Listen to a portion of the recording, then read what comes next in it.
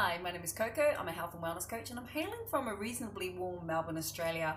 Just like to take a moment to remind people to be calm, to be well and to be healthy. So the world has slowed down. My world has just increased astronomically. I feel like I'm on steroids metaphorically. I have been working on another master's, which is easy, but it does require my time or my input, and I'm operating from a phone, not a computer. Unfortunately, everything has slowed down, so getting it replaced is taking some time. In fact, a long time. But such is life. There are more important things than my having a computer to do all my work on. Another reason is that I wanted to allow some time to elapse after Easter because I didn't want to come across as the Grinch who stole Easter, and you'll realize that when I speak a little bit more.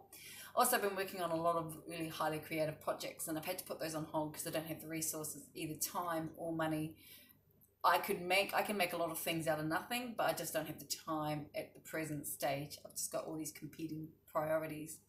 Anywho, I wanted to discuss my desire for the politicians, whom I know don't actually rule the world.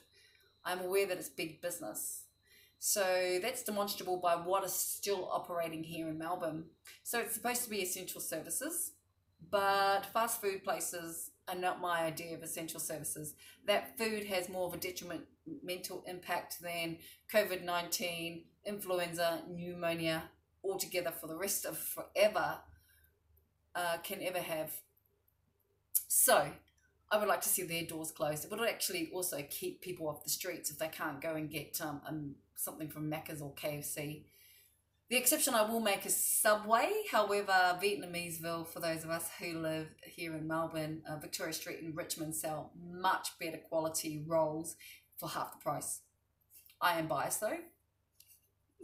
I would also like to see the deployment of my construction brothers and sisters who are still fortunate enough to be working. I would love for them to be working on really good projects such as hospitals, providing accommodation for those people who actually need it, not working on these multi-million-dollar properties for the millionaires and the billionaires of the world. That's non-essential. Deploy them elsewhere because they are definitely needed. Their services are definitely needed at the present stage.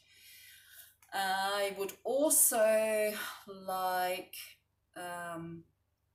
the junk food removed from the 24-hour convenience places, our 7-Elevens here in Melbourne. The reason being is that it would also help keep the kids off the streets. I know they're there. I so know they're there. Would also keep people at home if they can't go run down and get a chocolate bar, you know, at 1 or 2 or whenever it is that people go and get chocolate bars or whatever is they're getting from 7-Eleven. Cigarettes, do I attack that? Well, I don't smoke. I don't care if they're gone. Alcohol, I couldn't care if that stuff wasn't available. I'm so busy, I don't have time to drink. So not to say that people shouldn't be allowed to drink. I just think they should be available during specific hours, or maybe not at all. I don't care. But it's not what this is about. That's really a big pipe dream. So New Zealand, my country of birth, unfortunately the place that I cannot live in. I've tried, honestly.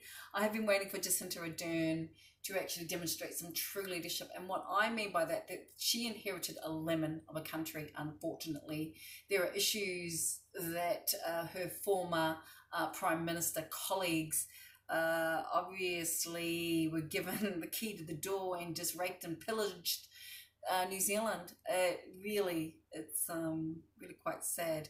But what I would like for her to do is to reduce the cost of food, quality food, your fruit, your vegetables, poultry, meat, seafood, dairy, which is produced in high abundance in New Zealand, but the majority of it is exported.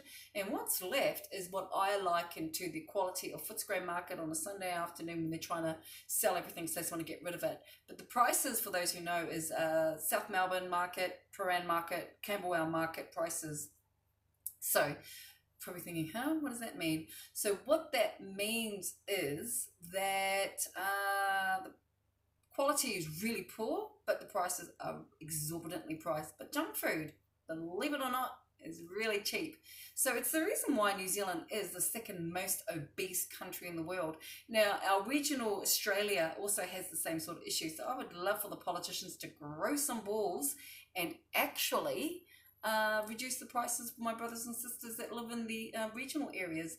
And people complain about, the Aboriginals, they drink a lot. Well, guess what? If you don't supply them, they can't drink it.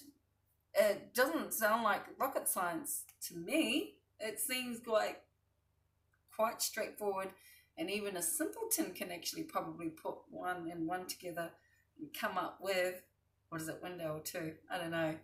But that's what I mean by politicians demonstrating true leadership, because as we all know, you don't have it here, you don't have it anywhere.